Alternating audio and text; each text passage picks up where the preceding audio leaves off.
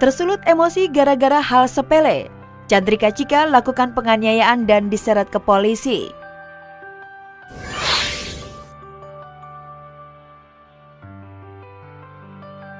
Chandrika Chika sepertinya tak kapok berurusan dengan polisi. Setelah ditangkap karena penyalahgunaan narkoba, selebgram dan presenter yang kesohor lewat video tarian Papi Chulo itu disebut-sebut dilaporkan ke polisi oleh mahasiswi berinisial YB karena diduga melakukan penganiayaan di kawasan SCBD Kebayoran Baru, Jakarta Selatan, Kamis pagi kemarin. Tanggal 14 Desember 2024, ada seorang perempuan datang ke Polres Metro Jakarta Selatan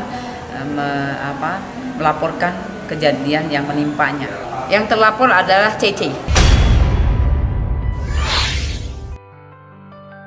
Laporan penganiayaan yang diduga dilakukan Chandrika Chika dipicu hal sepele. Saat itu, Chika dan YB berpapasan dan beradu pandang.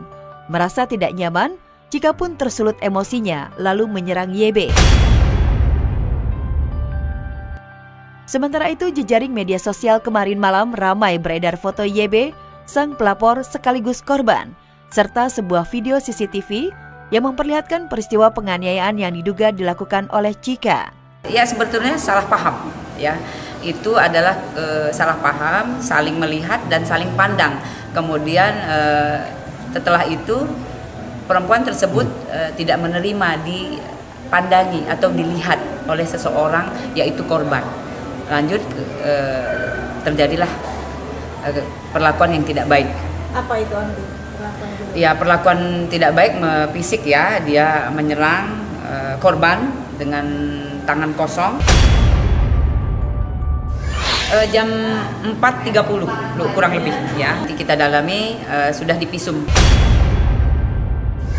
Untuk sementara ini sudah dipisum. Pisumnya belum keluar.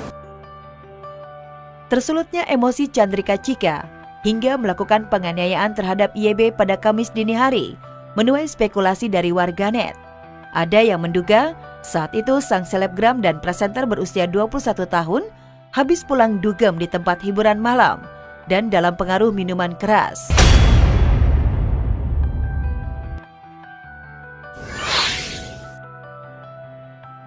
Meski dilaporkan ke polisi, Chandrika Chika belum mendapat panggilan dari penyidik Polres Metro Jakarta Selatan. Polisi sedang mengumpulkan bukti-bukti serta saksi untuk menjerat Chika. Ya, nanti kita update siapa-siapa saja yang nanti dipanggil sebagai saksi, kemudian juga barang-barang bukti apa saja yang lagi dikumpulkan oleh penyidik. Di penyidik juga sudah mempersiapkan untuk mencari saksi-saksi, kemudian barang bukti yang ada di lokasi kejadian.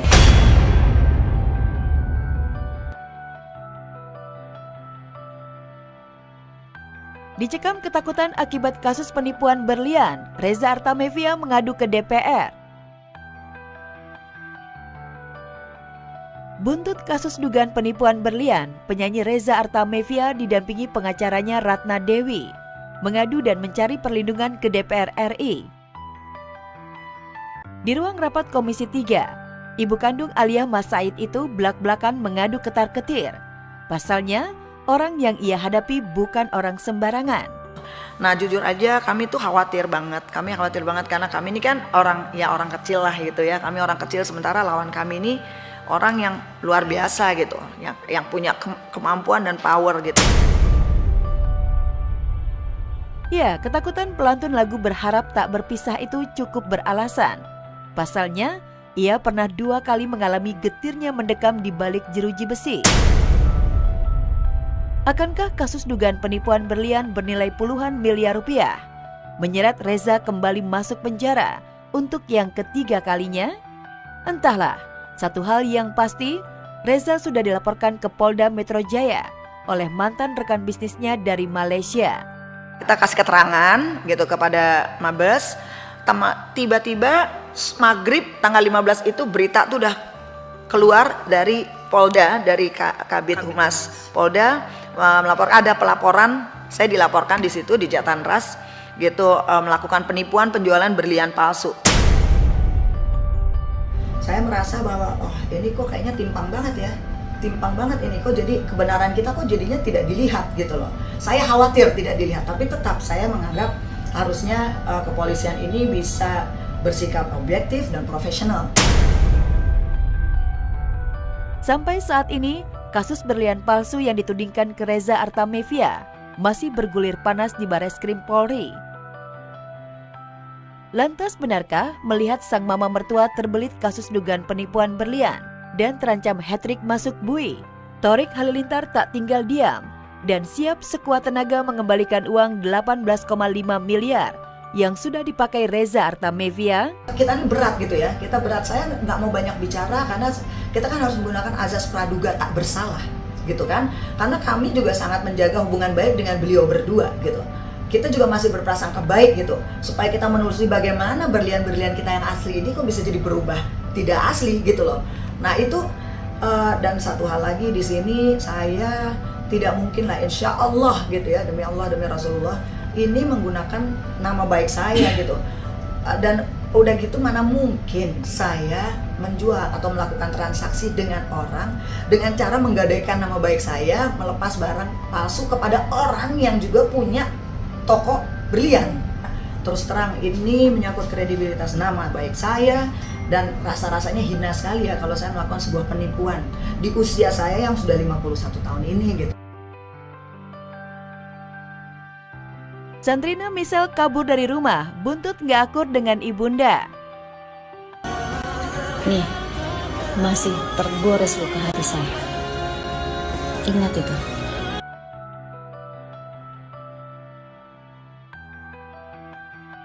Konflik ibu dan anak antara Sandrina dan ibundanya Purwanti benar-benar sedang di ujung pertikaian membara. Untuk kesekian kalinya Sandrina kembali kabur dari rumah. Bahkan melalui media sosialnya, ibunda Sandrina menumpahkan semua amarahnya pada anaknya sendiri. Ia mengungkit jerih payahnya, lalu meminta agar anaknya itu tak menginjakan kaki ke rumah. Kangen ya, memang saya sudah lama, saya sudah tidak kalau bisa nggak perlu lagi datang ke rumah ini, nggak perlu ya datang lagi ke sini, nggak usah injakan kaki ke rumah ini lagi, tidak perlu. Bila perlu jangan pernah injakan kaki ke rumah ini lagi, karena itu udah pilihannya dia, itu yang terbaik buat dia. Semua bermula dari Sandrina tak menggubris nasihatnya sejak berpacaran dengan kekasihnya Robert Junior yang usianya terpaut 7 tahun. Gak hanya itu, Purwanti akhirnya juga mengungkit jika dirinya yang mengandung dan turut andil dalam kesuksesan Sandrina di dunia hiburan. Gak perlu kamu mengingat wajah seorang ibu yang pernah mengandung kamu, yang pernah membesarkan kamu, yang pernah di lokasi 24 jam ngerawatin kamu, yang pernah nyuapin kamu, yang pernah jagain kamu. Gak perlu.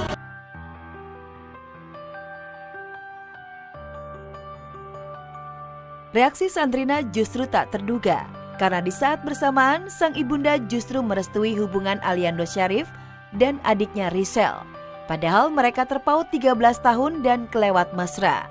Mirisnya, tidak hanya merestui, bahkan menyambut Aliando kala masak-masak berdua dengan Rizal di rumah. Percobaan ya, kita cobain masak-masakan hari ini. Enak. Enak ya? Oke.